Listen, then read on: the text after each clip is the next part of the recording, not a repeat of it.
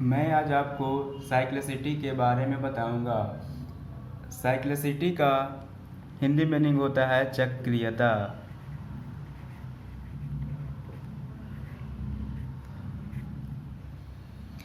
Cyclicity का use main रूप से हम लोग यूनिट डिजिट कैलकुलेशन के लिए करते हैं, तो इस पॉइंट को नोट कर लीजिए। अब बात करते हैं साइक्लिसिटी ऑफ वन की। तो अगर आप इसका यूनिट डिजिट निकालेंगे, चाहे वन का पावर एन हो, तो अगर आप उसका यूनिट डिजिट निकालेंगे तो आपको हमेशा प्राप्त होगा वन, यानी कि इसका यूनिट डिजिट हो जाएगा ऑलवेज वन। इसका हमेशा यूनिट डिजिट वन ही होगा, चाहे वन का पावर कितना भी हो। साइक्लिसिटी ऑफ टू, तो इसके लिए हमें टू का पावर वन करेंगे तो टू प्राप्त होगा, टू का पावर टू फोर, टू का power three eight, two power four 16, two power five 32, यानी कि एक दो तीन चार, मतलब एवरी फोर इंटरवल पे ये रिपीट हो रहा है।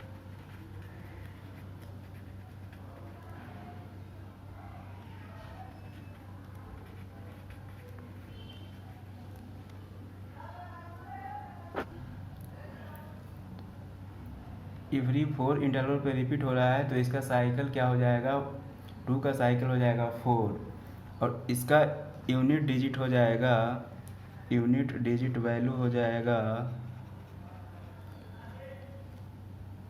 सिक्स।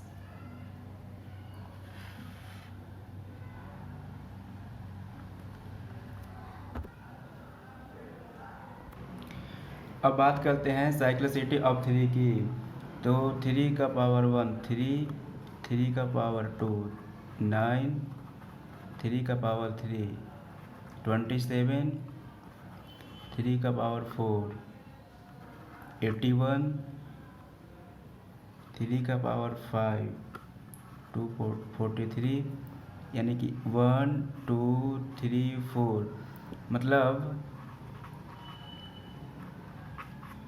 एवरी फोर इंटरवल्स पे ये रिपीट कर रहा है।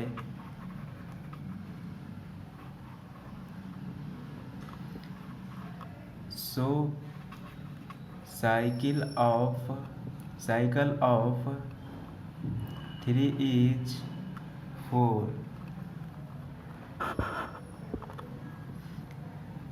इसका यूनिट डिजिट हो जाएगा वन। साइक्लिसिटी ऑफ फोर, तो इसका भी देख लेते हैं। फोर का पावर वन फोर, फोर का पावर टू 16, फोर का पावर थ्री 64, फोर का पावर फोर 256, यानी कि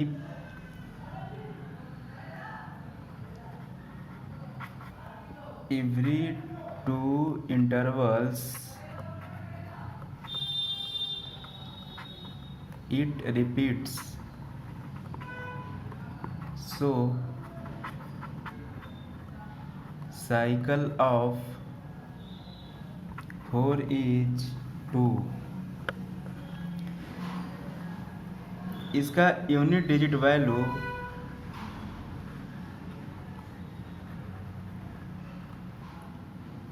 depends on 4 to the power n।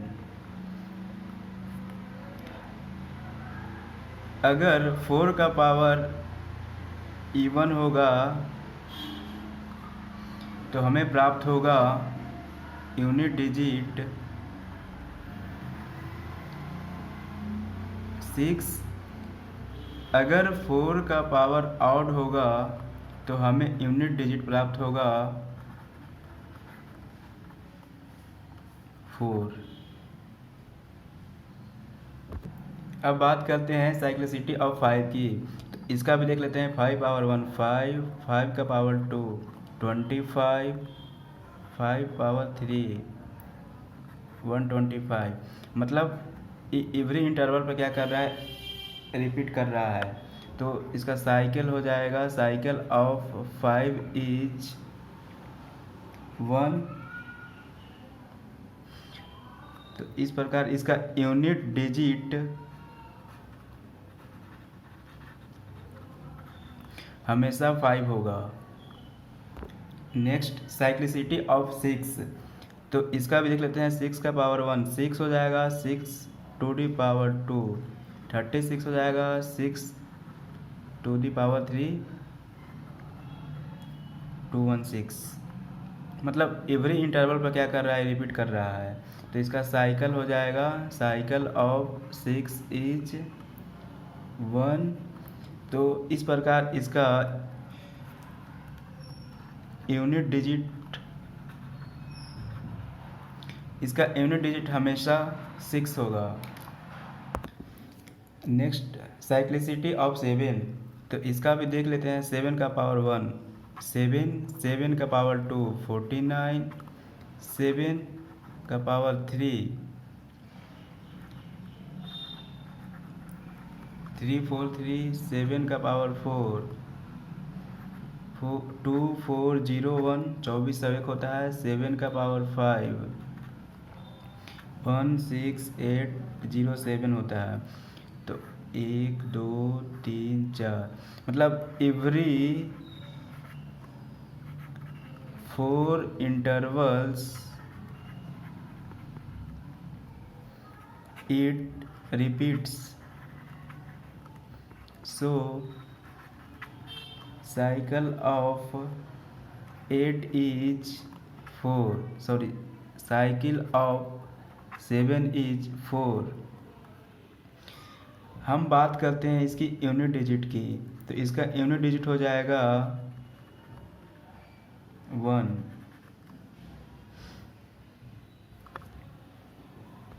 हमारे पास नेक्स्ट है साइक्लिसिटी ऑफ 8, तो इसका भी देख लेते हैं। 8 power 1 8, 8 to the power 2 64, 8 3 the power 8 का पावर 3 कितना हो जाएगा 512।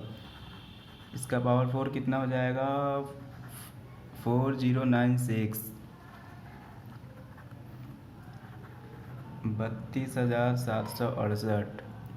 तो फिर 1 2 3 4, मतलब every 4 intervals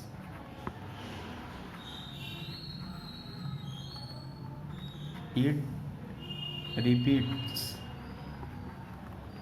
so cycle of 8 is 4। इसका यूनिट डिजिट हो जाएगा 6।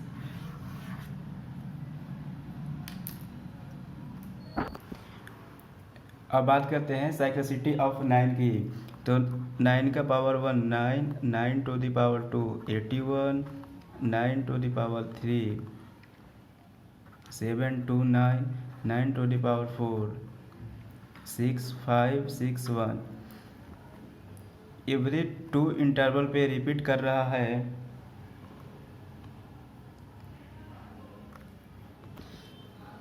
Every 2 intervals it repeats। so cycle of 9 is 2। अब बात करते हैं इसकी यूनिट डिजिट की, तो इसका unit digit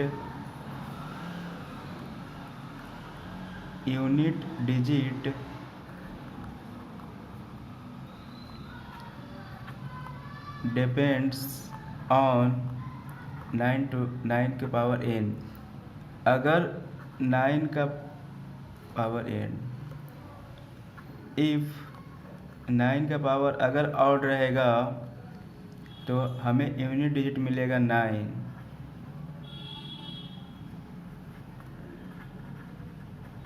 unit digit always भी 9, हमेशा 9 मिलेगा। अगर 9 का पावर इवन रहेगा तो हमें हमेशा यूनिट डिजिट 1 प्राप्त होगा। इस बात को हमेशा याद रखिएगा। अभी मैंने जो सारे डिटेल्स में आपको बताया साइक्लिसिटी के बारे में, उसी का समरी लेकर मैं आया हूँ। आप इस समरी को याद करके आसानी से किसी भी कितना भी बड़ा दिया हो क्वेश्चन, उसको आप आसानी से यूनिट डिजिट वैल्यू उसका आसानी से फाइंड आउट कर सकते हैं, यानी कि बहुत इजीली आप उसको कैलकुलेट कर सकते हैं। तो आप इस समरी के माध्यम से इस टेबल को याद रखिएगा और आसानी से यूनिट डिजिट वैल्यू को कैलकुलेट कर लीजिएगा। तो टेबल इस प्रकार है। मैंने टेबल पहले से इसलिए